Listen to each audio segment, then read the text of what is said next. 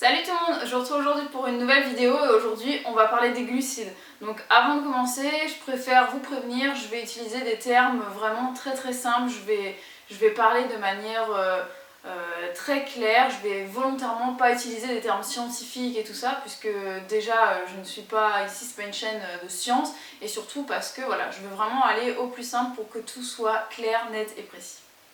Les glucides, c'est quoi ?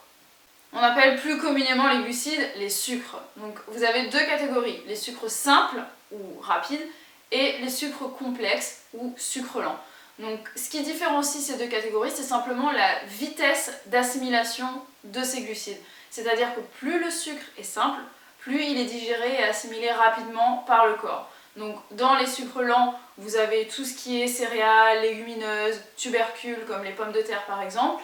Et dans tous les sucres rapides, vous avez les fruits et les sucres, tels que les sucres de table qui sont par exemple utilisés pour faire les confitures, pour faire les pâtisseries, pour faire les bonbons, etc. Que deviennent les glucides une fois qu'ils sont ingérés ?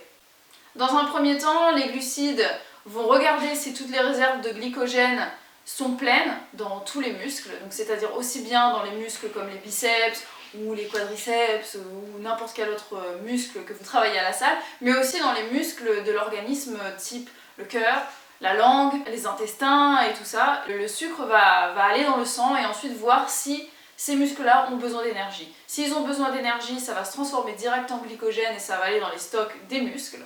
Et à partir du moment où toutes ces réserves sont pleines, et bien l'excédent de sucre que vous allez ingérer va être stocké sous forme de graisse. Peut-on manger des fruits en illimité? Les fruits, les pommes de terre, n'importe quel glucide, que ce soit des glucides lents ou rapides, ne peuvent pas être consommés en illimité, puisque dès qu'il y aura un excès dans le corps et que ça ne pourra pas être stocké sous forme de glycogène dans les muscles, ça va automatiquement être stocké sous forme de graisse. Donc si vous ne voulez pas grossir, non, vous ne pouvez pas les manger en illimité. Est-ce que les glucides font grossir ? Les glucides ne font grossir que si vous déséquilibrez la balance calories ingérées, calories dépensées. C'est tout. Et c'est-à-dire que si vous consommez plus de glucides et donc plus de calories que ce que vous dépensez à la fin de la journée, alors là, oui, vous allez grossir. Sinon, non. Manger moins de glucides, est-ce que ça fait maigrir ? Oui et non.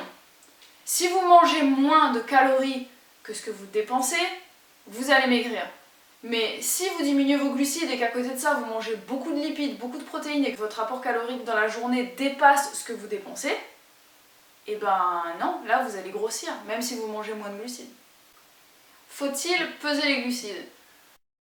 Il y a des gens qui pèsent, il y a des gens qui comptent les calories, il y a des gens qui ne le font pas, il n'y a pas d'obligation, chacun a sa façon de faire. D'ailleurs très prochainement je ferai une vidéo sur justement le fait de compter ses calories, ou alors d'avoir une alimentation saine et simple avec un contrôle des portions. Pour ma part, ça m'arrive de peser, ça m'arrive de compter mes calories, mais parfois je fais simplement à l'œil puisque à force de peser ces aliments, on sait grosso modo à quoi ça correspond en termes de calories, en termes de composition nutritionnelle et en termes de quantité. Peut-on maigrir sans diminuer sa quantité de glucides ? Bien sûr, tant qu'il existe un déficit calorique, vous pouvez maigrir même si vous continuez à manger des glucides. Parfois ça peut être un peu plus lent puisque le déficit calorique sera peut-être moins important que si vous en mangez moins des glucides, mais vous allez quand même maigrir tant qu'il y a un déficit calorique, c'est tout à fait logique. Bien sûr à côté de ça, il faut diminuer la quantité de protéines et de lipides, et là faites attention, ne diminuez pas trop les quantités puisque les lipides, impossible de les éradiquer, vous en avez absolument besoin, votre corps en a besoin, c'est la source principale et première pour produire des hormones. Donc les hormones c'est vraiment ce qui gouverne tout votre corps, absolument tout. Donc vous avez besoin de lipides, ne les supprimez pas de votre alimentation. Et à côté de ça, faites attention aussi à ne pas trop diminuer votre quantité de protéines, surtout si vous faites du sport, vous en avez besoin pour préserver votre masse musculaire. Faut-il manger moins de glucides les jours sans sport ? Il y a des gens qui le font, il y a des gens qui le font tout le temps, il y a des gens qui le font des fois. Ça ne change absolument rien en fait si au bout du compte vous continuez à rester en déficit calorique. Donc voilà, c'est ça l'ultime et la seule vérité, c'est que si vous mangez moins de calories que ce que vous dépensez, vous allez continuer de maigrir. Donc vous pouvez faire comme vous voulez. Est-ce que quand on mange des glucides le soir, ça se transforme en graisse? Encore une fois, si vous êtes en déficit calorique à la fin de la journée, ça ne se transformera pas en graisse, peu importe à quel moment vous mangez vos glucides. Ce qui est important, c'est pas le moment où vous mangez les glucides, c'est la quantité totale de calories ingérées au bout de 24 heures. Donc oui, vous pouvez manger des glucides le soir, ça vous fera pas plus grossir que si vous les mangez le matin. Moi pour ma part, je sais que je préfère garder ma quantité de glucides, je préfère manger plus de glucides en fin de journée qu'en début de journée. Et je peux très bien continuer de mincir de cette manière. Voilà, donc j'espère que cette petite vidéo vous a plu, que ça a répondu à l'essentiel de vos questions. Si vous en avez encore, n'hésitez pas à me les poser dans la barre de commentaires, j'essaierai d'y répondre. Et entre vous, n'hésitez pas aussi à vous répondre les uns les autres, si vous connaissez les réponses bien sûr.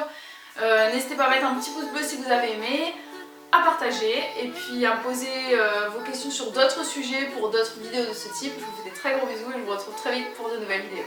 Ciao!